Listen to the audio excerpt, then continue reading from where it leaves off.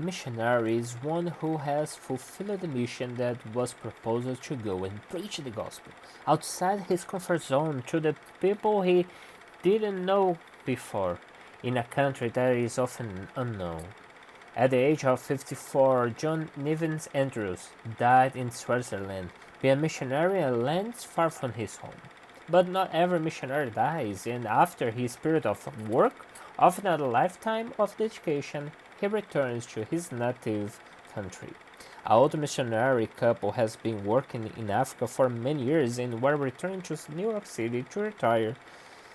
They had no pension. Their health was broken. They were defeated, discouraged, and afraid. They discovered that they were bucketed in the same ship of a President Ted Roosevelt, who was returning from one of his big game hunting expeditions. No one paid any attention to them.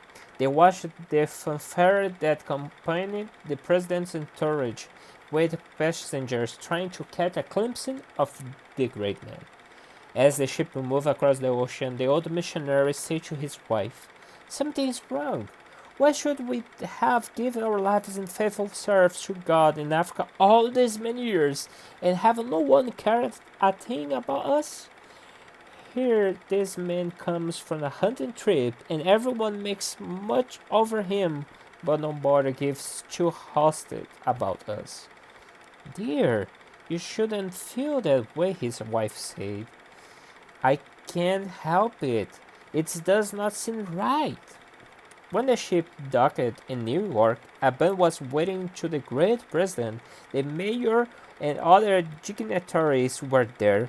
The papers were full of news about the president's arrival, but no one noticed this missionary couple.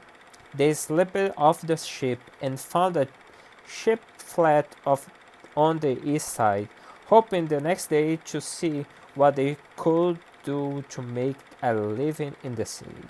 That night, the man's spirit broke. He said to his wife, "I can't take this. God is not treating us fairly." His wife replied, "Why don't you go in the bathroom and tell that to the Lord?"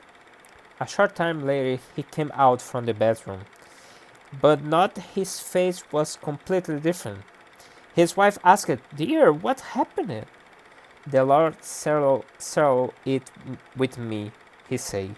"I told him how bitter I was that the president should receive this tremendous homecoming when no one met us as we returned home.